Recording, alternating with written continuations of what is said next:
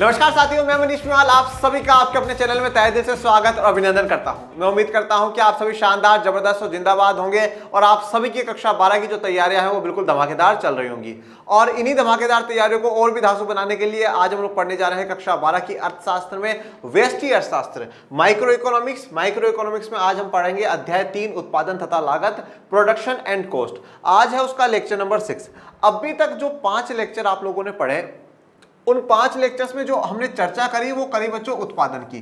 किसकी चर्चा करी? उत्पादन, प्रोडक्शन की चर्चा करी है। अब आज से जो हम लोगों को चर्चा करनी है आज के लेक्चर में और आने वाले लेक्चर में, वो हमें करनी है लागत की। आपने उत्पादन को समझ लिया, उत्पादन क्या होता है, ठीक है। अब हम लागत को समझने की प्रयास करेंगे कि लागत क्या होती है, what is cost. Production clear है, अब कॉस्ट को समझना है।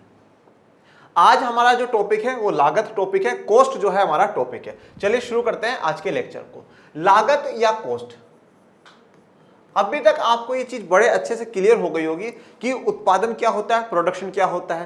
प्रोडक्शन होता क्या है, उस प्रोडक्शन में उत्पादन के जो कारक हैं, फैक्टर्स कौन कौन से हैं, वो आपको समझ में आ गया। उसके बाद कुल उत्पाद, सीमांत उत्पाद, औसत उत्पाद क्या होते हैं, उनकी आकृतियां कैसी बनती है, उनके जो शेड्यूल है या अनुसूची है वो कैसी बनती है। ये सब कुछ आपने उत्पादन को मतलब बिल्कुल जीरो से एडवांस लेवल तक अच्छे से समझ लिया है। अब आज हमें समझना है लागत या कॉस्ट।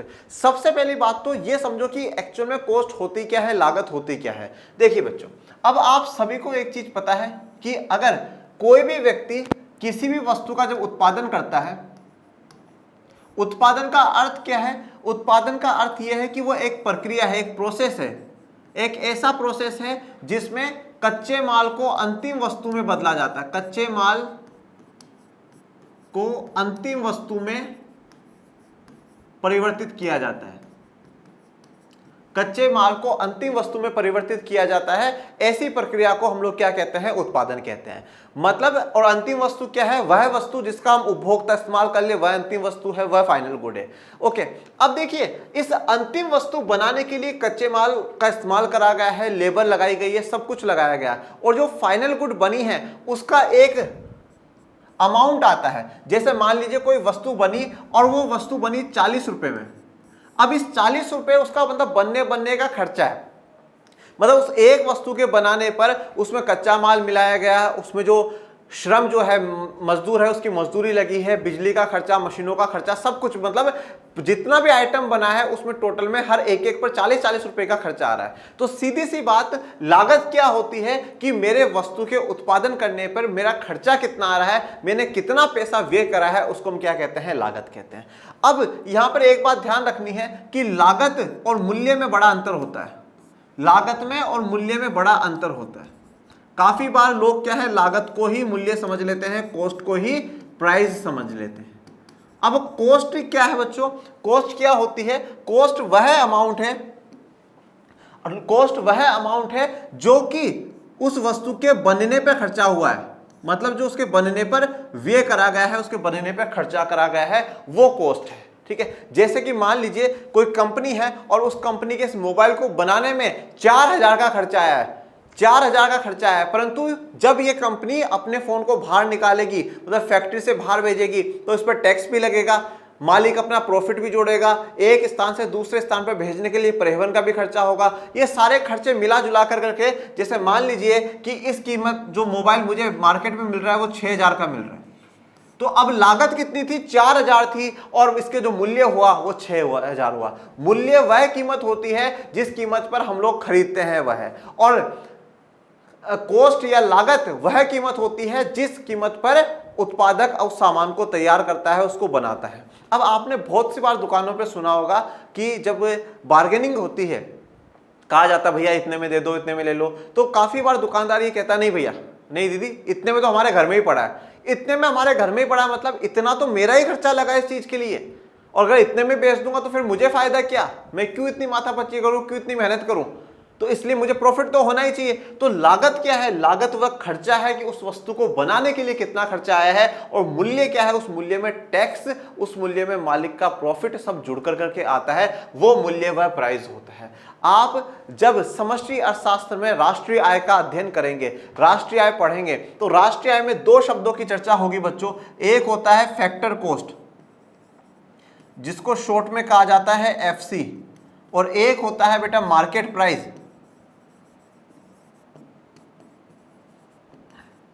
जिसको कहा जाएगा एमपी। मार्केट प्राइस और फैक्टर कॉस्ट। फैक्टर कॉस्ट एक प्रकार से क्या है, लागत है। मतलब फैक्टर कॉस्ट का मतलब ये, फैक्टर क्या है, कारक, ठीक है, उत्पादन के कारक, भूमि पर, श्रम पर, पूंजी पर, व्यवस्थापक पर, इन पर कितना खर्चा करा गया है वो कॉस्ट है, वो फैक्टर कॉस्ट है। मतलब उत्पादन करने में जो फैक्टर्स काम आए हैं उन पे कितना खर्चा हुआ है वो फैक्टर कॉस्ट है, और फिर उस सामान को मार्केट में कितने कीमत पे बेचा जा रहा है वो मार्केट प्राइस है। तो फैक्टर कॉस्ट या जो कॉस्ट लागत होती है वह कीमत है जो मालिक उस पर खर्चा कर रहा है, और प्राइस वह है जिस पर मालिक उसको मार्केट में बेच रहा है। और ये जो आप कह सकते हैं कि प्रॉफिट क्या होगा, प्रॉफिट क्या होगा कि प्राइस माइनस कॉस्ट, मतलब उसका जो प्राइस जिस कीमत पे वो बेच रहा है उसमें से जो लागत उसकी आई है उसको माइनस कर देगा, तो उसको क्या आ जाएगा, प्रॉफिट आ जाएगा, उसका लाभ आ जाएगा। तो लागत आपको ये बताती है कि उस वस्तु को बनाने में, उस वस्तु के निर्माण में कितना खर्चा आ रहा है, ठीक है, उस वस्तु को तैयार करने में कितना खर्चा आ रहा है। और फिर जो लागत है, लागत कंपनी तक की सीमित की बात है, और जो मार्केट में बेचा जाता है उस लागत पे एक्स्ट्रा पैसा मांगा जाता है। क्यों? क्योंकि मालिक भी जो है वो भी प्रॉफिट कमाने के लिए ही बैठा हुआ है। ओके, तो सीधी सी बात है, लागत एक वस्तु को बनाने पे जो खर्चा हो रहा है उसको हम लोग क्या कहते हैं, लागत कहते हैं। हम उसको क्या कहते हैं, कॉस्ट कहते हैं। आइए आगे। एक फर्म को उत्पादन करने के लिए अनेक उत्पादक साधनों का प्रयोग आगतों, इनपुट्स के रूप में करना पड़ता है। देखिए अब क्या कहा है, एक फर्म को उत्पादन करने के लिए अनेक उत्पादक साधनों का मतलब अलग अलग जो साधन है, अलग अलग जो कारक है उनका प्रयोग करना पड़ता है, और उन कारकों को हम क्या कहते हैं, आगत कहते हैं, इनपुट कहते हैं। मतलब उत्पादन करने के लिए हम कुछ लगाएंगे, वो क्या है, इनपुट है, वो आगत है, और जो उसका रिजल्ट निकल करके आएगा वो क्या है, निर्गत है, वो आउटपुट है। तो उत्पादक साधनों का प्रयोग करते हैं आगतों के रूप में, इनपुट्स के रूप में। अब ये कौन कौन से साधन है, ये भूमि है बेटा, ये श्रम है, ये पूंजी है। अब देखिए पूंजी में भी क्या है, पूंजी भी दो प्रकार की आ जाती है, एक स्थिर पूंजी आ जाती है। तो स्थिर पूंजी में तो क्या है, जैसे मशीन है ये आ जाएंगी, और एक होती है बेटा कार्यशील पूंजी। कार्यशील पूंजी में क्या आ जाता है, जैसे कच्चा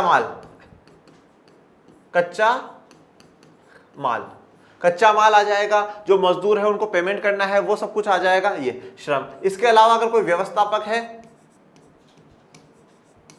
मतलब कोई मैनेजर है उसको अपॉइंट कर रखा है मालिक ने, तो उसका पेमेंट, ये सब कुछ आगत हैं। फिर इनके बाद से क्या होगा, इसके अलावा जो मालिक है उसके भी एफर्ट्स होंगे, वो इन सब पर ध्यान रखेगा, ठीक है। ये सब हम लोग लगाते हैं, और उसके बाद इनके बदले में हमें कुछ उत्पादन, कुछ प्रोडक्ट हमें मिलकर के आता है, और उसी प्रोडक्ट को हम लोग क्या कहते हैं, आउटपुट या निर्गत कह रहे हैं। जैसे भूमि, पूंजी, श्रम, प्रबंध, वेतन, कच्चा माल इत्यादि। अभी जो आगत है, इनपुट से क्या क्या लगा रहे हैं, भूमि, पूंजी। तो अब पूंजी में क्या है, स्थिर पूंजी भी आ गई और कार्यशील पूंजी आ गई। पूंजी का मतलब यहाँ पर मशीनें, ये सब कुछ आ जाएगा, मशीन हो गई, कोई औजार हो गया, सब कुछ आ जाएगा। इसके अलावा कच्चा माल भी एक प्रकार से पूंजी की तरफ से ही देख सकते हैं। श्रम आ जाएगा, श्रम भी दो प्रकार का होता है। प्रबंध कौन करता है, प्रबंध का मतलब क्या होता है, मैनेजमेंट करना, मतलब पूरा जो काम हो रहा है उसको मैनेज करना, उसको संभालने का काम होता है। तो ये प्रबंध का काम कौन करता है, प्रबंधक करता है, मतलब जो मैनेजर होता है वो करता है, या जो मालिक होगा वो करेगा। वेतन, जो मजदूर है उनको वेतन करना।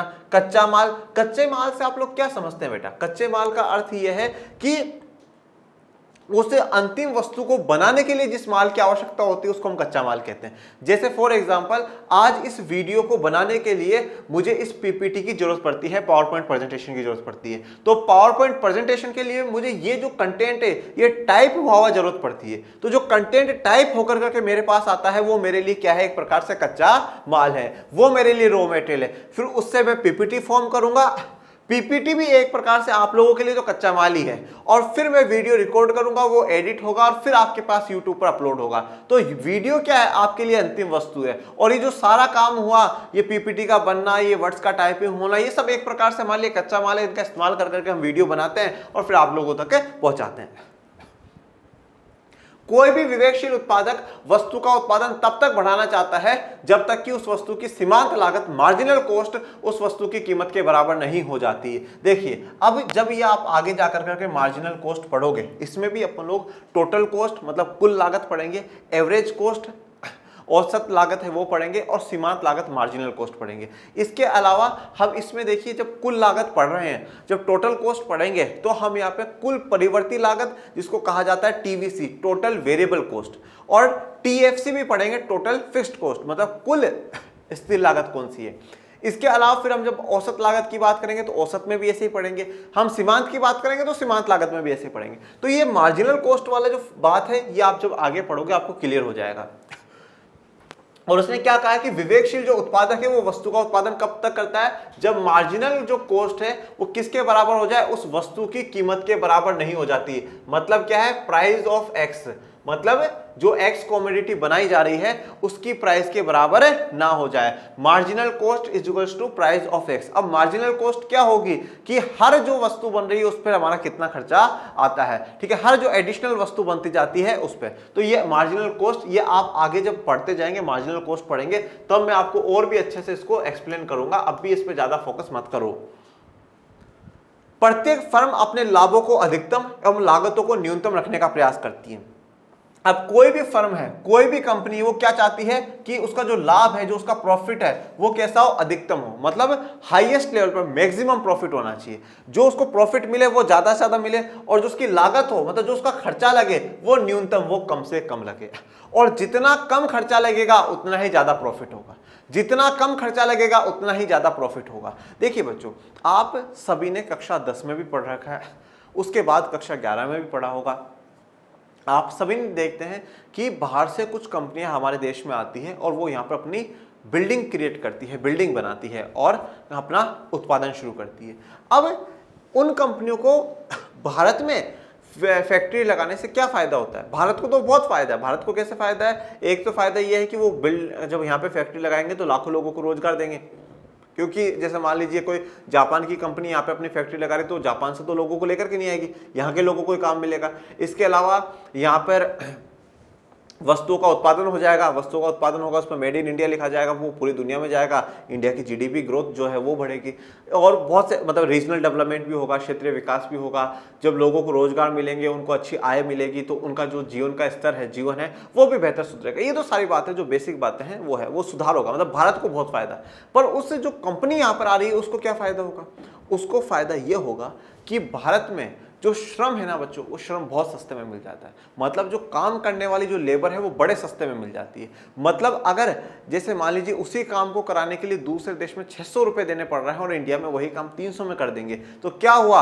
अब लागत क्या है कि सामान को बनाने पे टोटल आपका खर्चा कितना आ रहा है, तो उस खर्चे में ये भी तो है ना, आप मजदूर को पेमेंट कर रहे हो। तो अब मतलब कहीं आप 600 दे रहे थे, अब 300 दे रहे हो, तो मतलब सामान का आधी तो लागत वैसे ही कम हो गई, आधी तो लागत वैसे कम हो गई। और इंडिया में क्यों है सस्ते में लेबर क्यों है? क्योंकि इंडिया की पॉपुलेशन काफी है, तो लोगों को जो जितने में भी रोजगार मिल जाता है लोग रोजगार करने के लिए तैयार हो जाते हैं। और अच्छी बात यह है भारत की कि स्किल लेबर है, टैलेंटेड लेबर है इंडिया में, तो बाहर की कंपनियां भी बहुत खुश हो जाती है, तो लागत कम हो जाती है। इसके साथ साथ क्या है कि भारत सरकार भी कंपनियों को टैक्स में छूट दे देती है, जमीन खरीदने में मदद कर देती है, उसमें छूट दे देती है, फायदा होता है। ये पहला फायदा उन कंपनियों को। दूसरा फायदा क्या है कि अब कोई भी कंपनी सामान को बना रही है तो वो सामान बेचने के लिए बना रही है, अब उसको बेचने के लिए बाहर भेजना ही नहीं है। इंडिया में ही सबसे बड़ी पॉपुलेशन है, इंडिया सबसे बड़ा मार्केट है, इंडिया में बेच दो भाई, इंडिया में बेच दो। क्यों फालतू में विदेशों में ट्रांसपोर्टेशन का खर्चा और खर्चा, वहां के एक्साइज ड्यूटी, ये वो सब खत्म करो, इंडिया में बेच दो। जितना पूरे दुनिया में बेचोगे उससे ज्यादा इंडिया वाले ही खरीद लेंगे। 140 करोड़ की आबादी आज मौजूदा दौर में, तो इस प्रकार से फायदा होता है। तो हर कंपनी अपने लाभ को अधिकतम करना चाहती है और लागत को न्यूनतम करना चाहती है। लागत कम कैसे होती है? जो श्रम है उनको कम पेमेंट कर करके, जो माल है उसमें थोड़ा सा किसी ना किसी प्रकार से थोड़ा सा डाउन कर करके लागत, और लागत कम एक प्रकार से और करी जा सकती है। कैसे करी जा सकती है? मास प्रोडक्शन कर करके। मास प्रोडक्शन का मतलब क्या होता है? वृहत उत्पादन, मतलब बहुत बड़ी क्वांटिटी में उत्पादन करना। आपने जैसे कभी देखा हो, मैं उदाहरण जैसे शादी के कार्ड का उदाहरण देता हूँ। शादी के कार्ड जब व्यक्ति छपवाने जाता है तो 500, 700, 800, 1000 इस प्रकार से कार्ड छपवाता है, तो सस्ते में छाप देते हैं। और कोई व्यक्ति बोले साहब 10 कार्ड छपवाने, तो वो रेट महंगी लगाएगा। क्यों? क्योंकि जो एक बार प्रिंटिंग का खर्चा है वो तो आएगा ही। अब उस प्रिंटिंग से आप चाहे 500 कार्ड निकाल दो, 1000 कार्ड निकाल दो, या आप कभी किसी दुकान पे जाते हो तो आप देखते हो कि अगर आप बड़े क्वांटिटी में 20, 50, 40 पीस खरीदते हो तो क्या होता है, वो आपको छूट दे देता है, अच्छी खासी छूट दे देता है। तो जब बड़े लेवल पे प्रोडक्शन होता है तो क्या होता है, कॉस्ट ऑटोमेटिकली कम हो जाती है। इन सब बातों को समझने के लिए हमें लागत की अवधारणा को विस्तृत रूप से समझना होगा, और इन सब बातों को समझने के लिए हमें जो लागत की अवधारणा है उसको विस्तृत रूप से अच्छे से समझने की आवश्यकता है। अब बात करते हैं लागत का अर्थ, मीनिंग ऑफ कॉस्ट।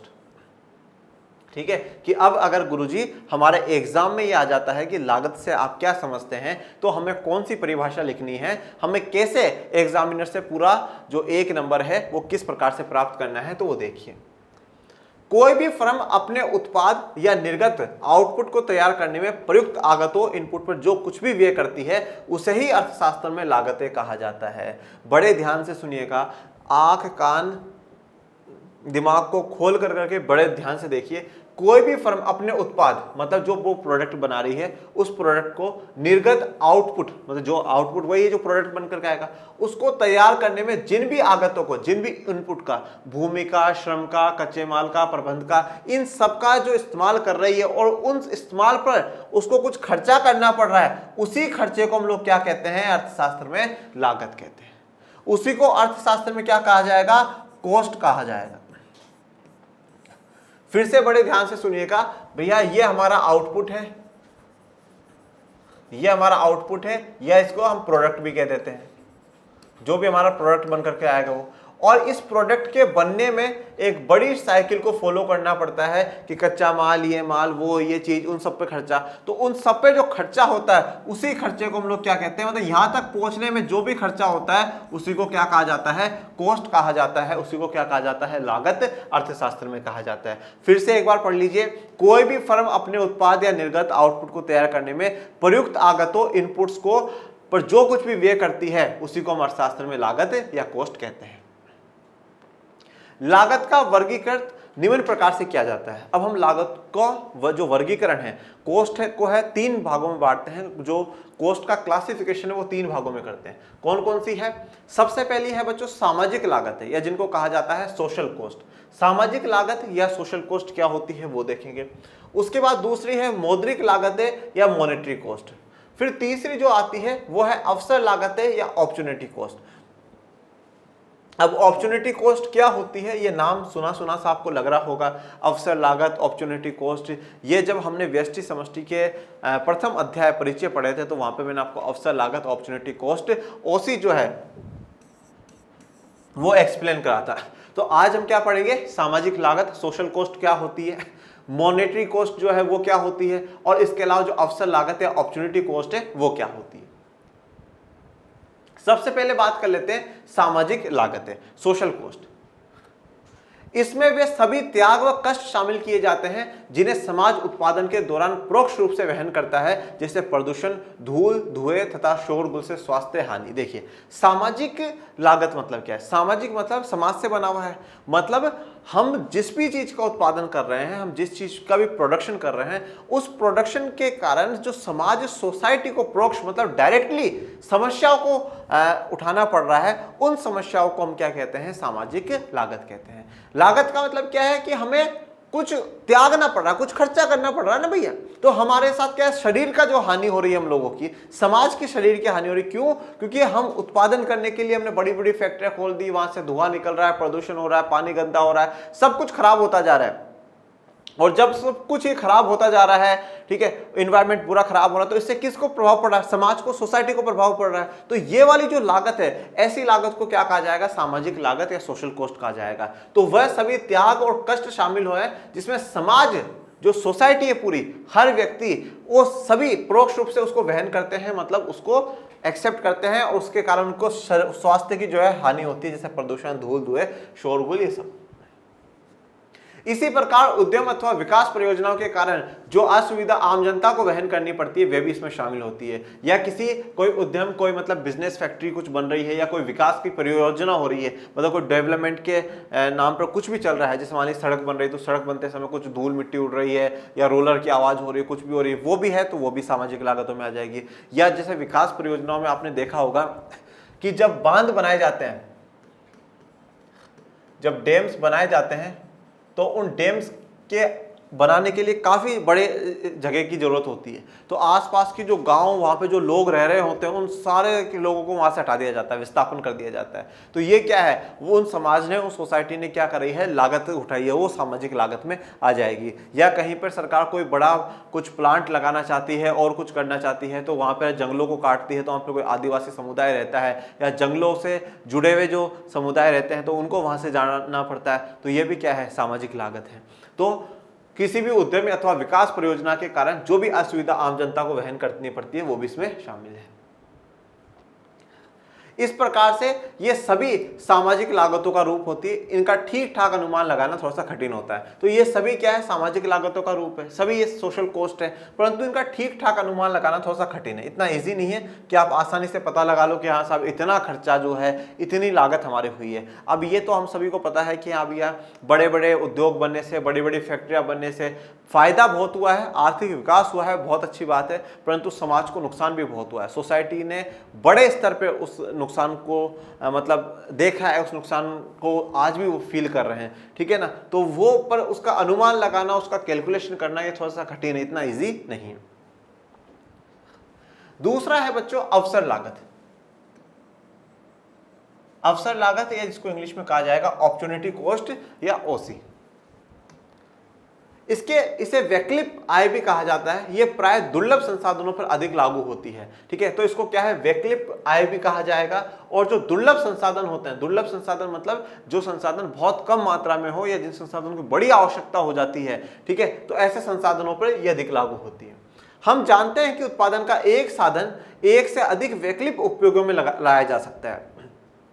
अब ये क्या कह रहा है कि उत्पादन का जो एक साधन है, मतलब जैसे हम देखते हैं कि भूमि हो गया, श्रम हो गया, पूंजी हो गया, ये सब, इनको एक से अधिक वैकल्पिक उपयोगों में लाया जा सकता है। जैसे मान लीजिए कोई मशीन है, अब मशीन का एक जगह इस्तेमाल हो रहा है, उसका उस दूसरे काम में भी इस्तेमाल हो जाएगा और भी हो जाएगा। जैसे श्रम है, तो श्रम से मान लीजिए थोड़ी देर बोला कि हाँ भैया इतनी देर आप मशीन चलाओ, उसके बाद इसको पैकिंग में कर लो, तो अब वो भी साधन है, तो उसका भी हम क्या है, वैकल्पिक प्रयोग कर रहे हैं। थोड़ी देर उससे मशीन चलवा रहे हैं, थोड़ी देर उससे पैकिंग करवा रहे हैं, थोड़ी देर उससे और काम करवा रहे हैं। तो ये बात हमें पता है कि हम उत्पादन में जो एक साधन होता है, उसका एक से अधिक जगह उसका उपयोग करते हैं, इस्तेमाल उसका करते हैं। किसी भी साधन को उसके वर्तमान उपयोगों में लगाए रखने के लिए उतनी न्यूनतम राशि प्रतिफल के रूप में अवश्य चुकानी होगी जितनी वह अन्य सर्वश्रेष्ठ वैकल्पिक उपयोगों से अर्जित कर सकता है। यही उसकी अवसर लागत कहलाएगी। अब किसी भी साधन को उसके वर्तमान उपयोगों में लगाए रखने के लिए उतनी न्यूनतम राशि प्रतिफल के रूप में अवश्य चुकानी होगी जितनी वह अन्य सर्वश्रेष्ठ वैकल्पिक उपयोगों से अर्जित कर सकता है। मतलब सीधी सी बात यह है कि जैसे मान लीजिए अगर आज कोई व्यक्ति है, जैसे आज मान लीजिए कोई व्यक्ति है, एक्स व्यक्ति है, वो काम कर रहा है और उस व्यक्ति को मान लीजिए 100 रुपये वहाँ का मालिक दे रहा है और उसको अगर 200 रुपये का ऑफर आ जाता है दूसरी जगह से, तो अगर उस व्यक्ति को मालिक रोकना चाहता है तो उसको 200 या 250 रुपये उसको देने पड़ेंगे। मतलब क्या है कि वो दूसरी जगह से जो अर्जित कर सके वो उसको वही मिल जाएंगे, तो वो वहाँ से नहीं जाएगा। एक एग्जाम्पल देखिए, एक मजदूर को 400 रुपये प्रतिदिन मजदूर में भुगतान किया जा रहा है, मतलब उसको डेली जो पर डे है, हर दिन के कितने 400 रुपये दिए जा रहे हैं।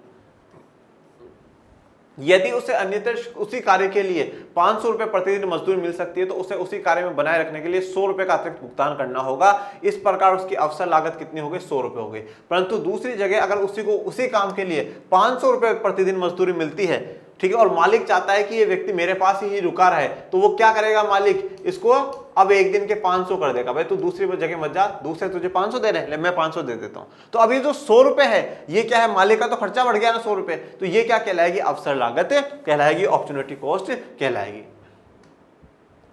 अब बात कर लेते हैं मौद्रिक लागत, या जिसको हम क्या कहते हैं, मॉनेटरी कॉस्ट।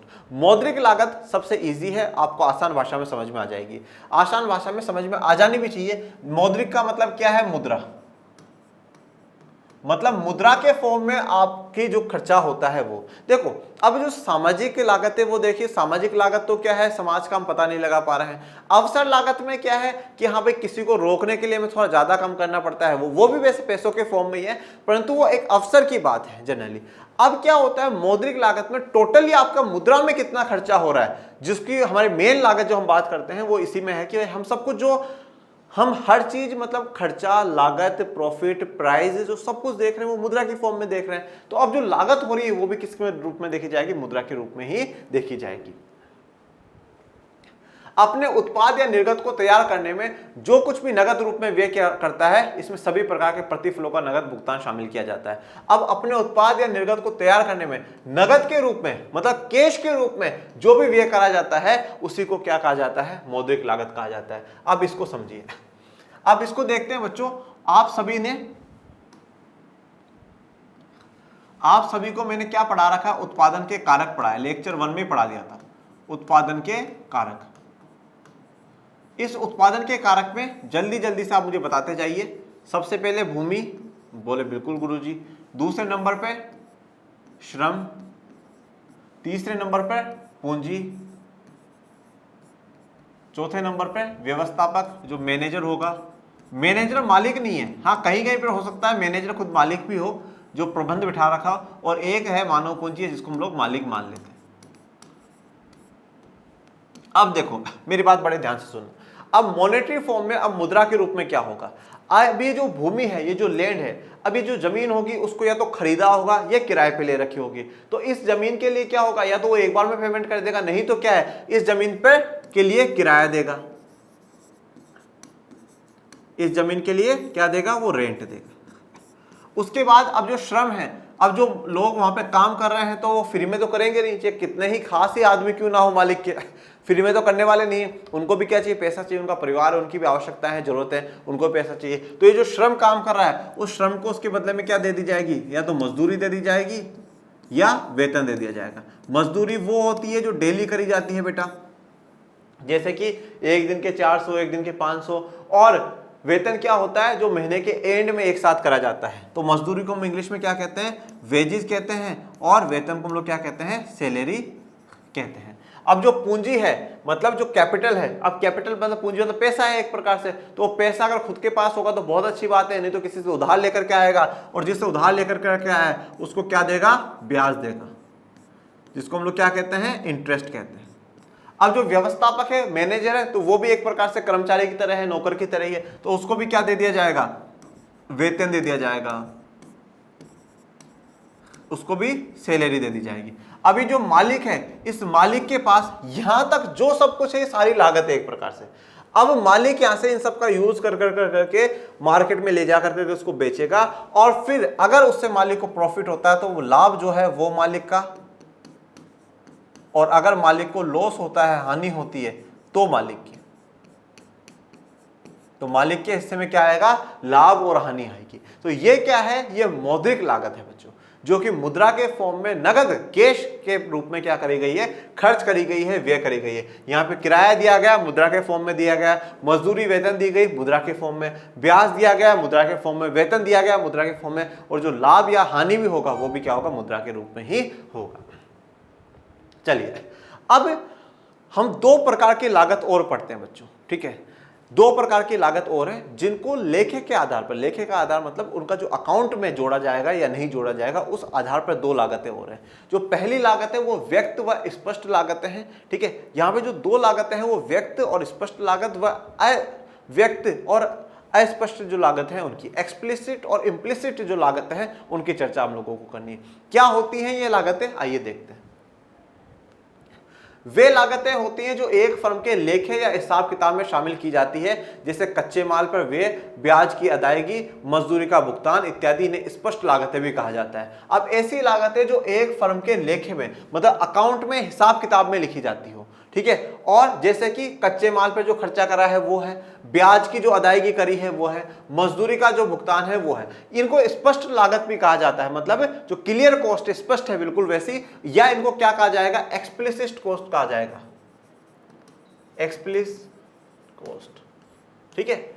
मतलब यहां पर क्या है, जो सब कुछ है वो यहाँ पे लेखों में, मतलब अकाउंट में मेंशन करा जाएगा। एक्चुअल में क्या है, ये जो एक्सप्लिसिट कॉस्ट है, ये एक्सप्लिसिट कॉस्ट क्या होती है, मतलब एक्सटीरियर है, मतलब बाहर से है। मतलब यहाँ पे जो कच्चा माल आया वो बाहर से आया तो उस पर आपको पेमेंट देना पड़ेगा। ब्याज जो आया, ब्याज बाहर, पैसा आपने बाहर से लिया तो वो ब्याज देना पड़ेगा। मजदूर आ रहा तो उसको भुगतान करना पड़ेगा। इसलिए इसको एक्सप्लिसिट कॉस्ट क्या कहा जाता है, या व्यक्त लागत इनको कहा जाता है।